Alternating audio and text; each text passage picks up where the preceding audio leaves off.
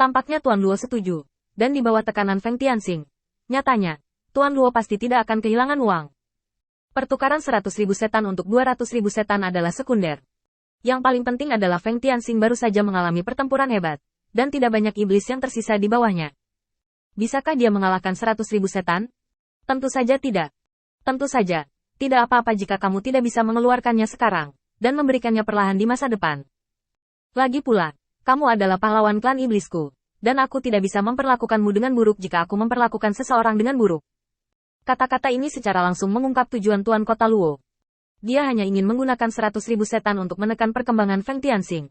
Selama kekuatan Feng Tianxing sendiri belum tumbuh, lebih dari 40 laksamana hanya bisa menatap kosong. Apakah mereka bersedia memberi Feng Tianxing 100.000 setan dari tanah di bawah yurisdiksi mereka? Jelas tidak mungkin. 100.000, bahkan di wilayah laksamana yang paling makmur, masih 1/5. Yang merupakan jumlah yang tidak dapat diabaikan oleh laksamana manapun. Tetapi kota utama tidak peduli dengan jumlah sekecil itu. Feng Tianxing mengerutkan alisnya dengan erat, lalu mengendurkannya. Biarkan sekutu itu berkumpul bersama, dan mereka masih bisa menghemat hingga 100.000. Apakah ada masalah dengan Tuan Kota Luo? Tuan Luo langsung tercengang. Saya benar-benar lalai sejenak, melupakan kekuatan 40 laksamana ini. Seorang laksamana dapat mengumpulkan lebih dari 2.000 setan, dan itu sudah cukup. Kesalahan sesaat membuat Tuan Kota Luo sedikit pasif. Aku masih menginginkan 100.000 iblis di bawah komandomu. Meskipun agak tidak tahu malu untuk mengatakan ini, Tuan Luo tetap mempertahankan tujuannya dan melemahkan kekuatan Feng Tianxing. Namun, Feng Tianxing tidak tergerak dan hanya mengangguk dalam diam. Oke, pokoknya, aku juga bisa memanggil iblis di yurisdiksi sekutuku. Kapan saja, di mana saja. Begitu kata-kata ini keluar, Tuan Kota Luo merasa bahwa dia telah melakukan kesalahan. Menatap Feng Tianxing, dia tidak berani lalai. Tepat ketika dia ingin melanjutkan topik ini, Feng Tianxing tiba-tiba mengangkat tangannya, seolah sedang mendengarkan sesuatu. City Lord Luo tidak berani lalai, dan terus berbicara. Laksamana Feng, sebagai penguasa kota utama, izinkan saya mengingatkan Anda tentang satu hal.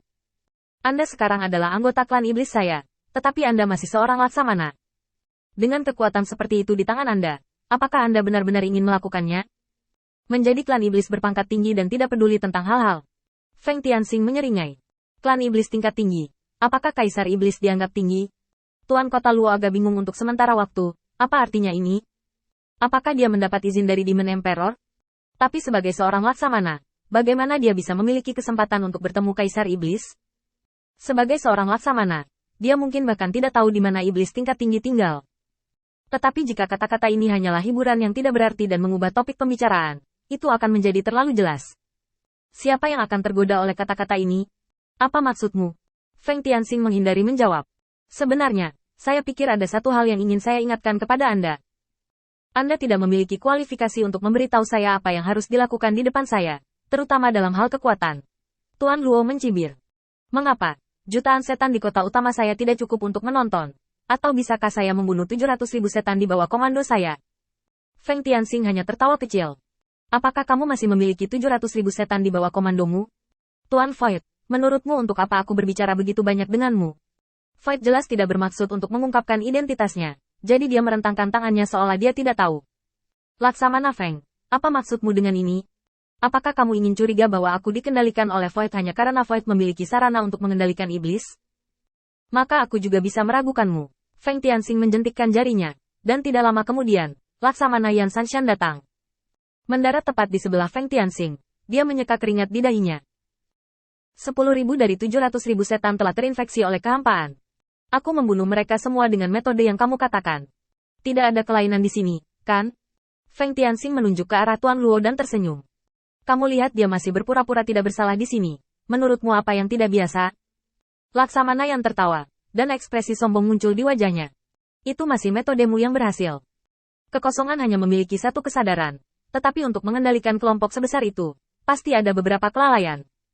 Aku harus kembali dan memikirkannya. Sekarang aku semakin merasa bahwa hari-hari mengalahkan kekosongan semakin dekat dan dekat. Semakin dekat. Percakapan antara keduanya secara langsung membuat Tuan Kota Luo mengubah ekspresinya. Dia berdiri tiba-tiba dan mengangkat tangannya untuk meraih Feng Tianxing. Tapi di detik berikutnya, sebuah tangan dengan kuat menggenggam lengannya. Tuan Kota Luo, aku, Kandi, setan besar berdiri di sini. Tidakkah kamu pikir kamu tidak melihatnya? Kedua belah pihak mulai bergulat hampir secara instan.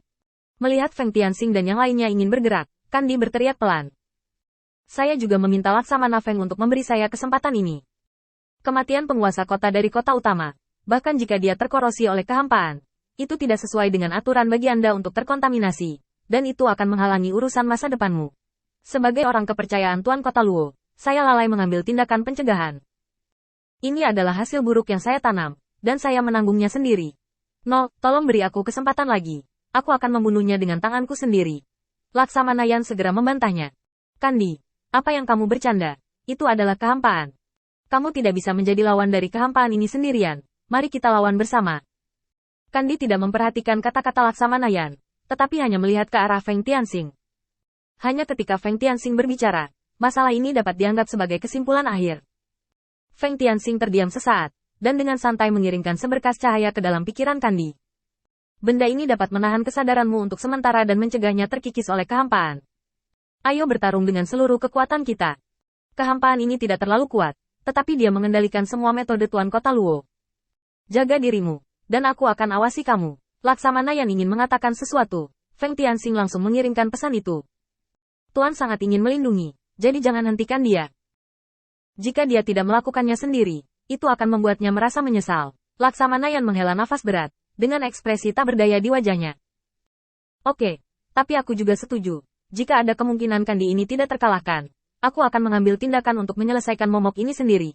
Feng Tianxing mengangguk dalam diam, dan langsung membuka telapak tangannya. Semua bintang di langit, rotasi matahari dan bulan, semua mendengarkan perintah saya. Dan atas nama saya, biarkan dunia ini untuk sementara kembali ke kehampaan, sehingga tidak jatuh ke sungai panjang waktu, dan tidak akan memasuki karma reinkarnasi. Setelah pembacaan yang panjang, saat kata terakhir jatuh, dunia tiba-tiba berhenti, dan hanya 4 orang yang masih bisa bergerak. Laksamana yang tampak heran. Jalan waktu. Feng Tianxing menghela nafas. Beberapa peluang, beberapa wawasan baru-baru ini, ajak mereka untuk berlatih. Laksamana yang tercengang. Hal semacam ini yang membalikkan aturan dunia mudah dilakukan, apalagi itu hanya latihan. Dia tidak menahan sepatah kata pun untuk waktu yang lama. Laksamana yang sepertinya menahan napas, tidak bisa melampiaskannya. Feng Tianxing melonjak ke langit, menemukan posisi yang baik, bersandar pada aura tak terlihat, dan perlahan melihat pertempuran di bawah. Pertarungan Kandi untuk balas dendam untuk Lord Luo.